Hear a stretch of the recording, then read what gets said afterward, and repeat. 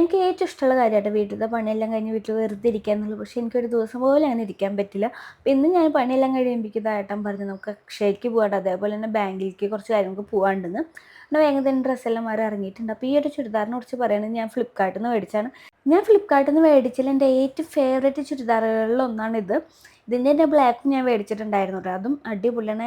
പെട്ടെന്ന് ഡാമേജ് ആവുക, കളർ മങ്ങി കാര്യങ്ങളൊന്നുമില്ല. അതേപോലെ എൻ്റെ ഷാളാണെങ്കിലും അടിപൊളിയായിട്ട് നല്ല സോഫ്റ്റ് കോട്ടൺ മെറ്റീരിയലാണ് വരുന്നത്. ഇതിൻ്റെ തന്നെ ഒരുപാട് കളർ ചേഞ്ചുകളും ഉണ്ട്. ഇതിൻ്റെ ബ്ലാക്ക് ഞാൻ മേടിച്ചിട്ടുണ്ട്. ഒരു മഞ്ഞ അമ്മയ്ക്ക് ഞാൻ ഓർഡർ ചെയ്ത് കൊടുത്തിട്ടുണ്ടായിരുന്നു. അപ്പോൾ ഇതിൻ്റെ ലിങ്ക് തന്നെ ഞാൻ വീഡിയോയുടെ മേളിൽ കൊടുക്കാം കേട്ടോ. അതിൻ്റെ സ്റ്റിച്ചിങ് കാര്യങ്ങളൊക്കെ അടിപൊളിയാണ്. വീഡിയോ ഒക്കെ എടുത്ത് കഴിഞ്ഞതിന് ശേഷം അമ്മച്ചോടും കുറച്ച് നേരം വർത്തമാനം പറഞ്ഞ് ഞങ്ങൾ നേരെ യാത്ര സ്റ്റാർട്ട് ചെയ്തു. ഞാൻ വണ്ടിയിൽ കയറിയത് ആൾക്ക് തണുക്കണമെന്നുണ്ട് എൻ്റെ ഷാൾ മേടിച്ച് പുതയ്ക്കുന്നുണ്ട്. ഇതുകൊണ്ടാണ് എനിക്ക് ഷാൾ ഇടാൻ തീരെ ഇഷ്ടമില്ലാത്തത്.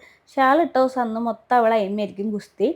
അങ്ങനെ നമ്മൾ അക്ഷയയിൽ എത്തിയിട്ടുണ്ട്. അവിടെ പോയപ്പോഴാണെങ്കിലോ പൂരത്തിൻ്റെ തിരക്ക് കണ്ടപ്പോൾ ഏട്ടൻ്റെ മൂഡ് പോയിട്ട്. അപ്പോൾ അവൻ പറഞ്ഞു നാളെ വരാമെന്ന് പറഞ്ഞിട്ട് ഞങ്ങൾ അപ്പുറത്തുള്ള കഫേയിലും കയറി 2 മുട്ട പപ്സും 2 കാപ്പിയും പറഞ്ഞു. പക്ഷെ മുട്ട പപ്സിൻ്റെ മുട്ട അവൾ എടുത്തു കേട്ടോ. പിന്നെ ബാക്കിയുള്ളത് ഞാനും കഴിക്കുന്നുണ്ട്. അപ്പം ഞാൻ വിഷമിച്ചിരിക്കുവാനും മുട്ട കിട്ടിയില്ലെന്ന്. പക്ഷേ അവനും കിട്ടിയില്ല. അവൻ്റെ കോഴിമുട്ടയും കാത്തും എന്നെ അടിച്ചു മാറ്റിയിട്ടുണ്ടായിരുന്നു. പിന്നെ എനിക്ക് ഇവിടുത്തെ കാപ്പി ഭയങ്കര ഇഷ്ടമാണ്. ഞാൻ മെയിനായിട്ട് ഇവിടെ കയറിയത് കാപ്പി കുടിക്കാൻ വേണ്ടിയിട്ടാണ്.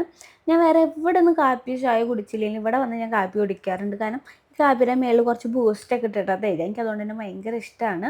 പിന്നെ എൻ്റെ പപ്സിലും അവൾ തന്നെയാട്ടോ കൈയിട്ട് വാരിയത്. അതുകൊണ്ട് തന്നെ എനിക്കതും വല്ലാതെ കിട്ടിയിട്ടൊന്നുമില്ല. പിന്നെ അധികം കഴിക്കണ്ട എന്നുള്ളൊരു മനസ്സ് എനിക്കുണ്ട്. ഞാൻ തടി വെച്ച് വരില്ലേ എന്നുള്ള ചിന്ത എനിക്കുണ്ടായിരുന്നു. അവിടെ നിന്ന് നേരെ ഞങ്ങൾ ബാങ്കിലേക്കാണ് പോയത്. അവിടെ ഉച്ച ടൈം ആയതുകൊണ്ട് തന്നെ ഒരുപാട് ടൈം നമ്മൾ പോസ്റ്റ് ആവേണ്ടി വന്നിട്ടുണ്ടായിരുന്നു. അതുകൊണ്ട് ഞങ്ങൾ ഇറങ്ങിയിട്ടുണ്ടായിരുന്നില്ല.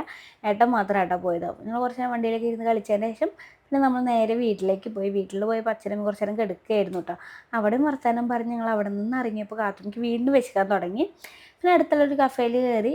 എനിക്കൊരു ഷാർജ ഷേക്കും പിന്നെ ഏട്ടൻ സൗദി എന്തോ പറഞ്ഞിട്ടുണ്ടായിരുന്നു. എനിക്ക് ഷാർജ ആട്ടോ ഇഷ്ടം.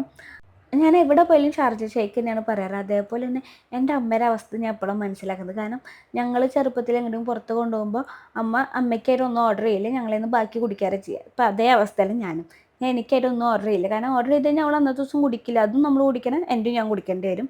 അതുകൊണ്ട് ഞങ്ങൾക്ക് രണ്ടും കൂടി ഒന്ന് പറഞ്ഞാലോ, എനിക്കതൊന്ന് കിട്ടും ചെയ്യില്ല കേട്ടോ. അതാണ് ഇപ്പോഴത്തെ ഇവിടുത്തെ അവസ്ഥ. പിന്നെ ഫ്രഞ്ച് ഫ്രൈസ് ഉണ്ടായിരുന്നു. അത് അവൾ നന്നായിട്ട് കഴിക്കും. അവൾക്ക് ഭയങ്കര ഇഷ്ടമാണ്. അതൊന്നും ഞാൻ കൈയിട്ട് വാരിയിട്ടുണ്ടായിരുന്നു. അങ്ങനെ ഞങ്ങൾ ജ്യൂസ് എല്ലാം കുടിച്ചതിൻ്റെ ശേഷം ഞങ്ങൾ നേരെ വീട്ടിലേക്ക് പോവുകയാണ് ചെയ്തത്. ഇനി എനിക്ക് കുറച്ച് നേരം എഡിറ്റിങ്ങും പണികളൊക്കെ ഉണ്ട്. അപ്പോൾ എന്തായാലും ഇന്നത്തെ ഇവിടെ ഇത്രയ്ക്കുള്ളൂ. ബായ്.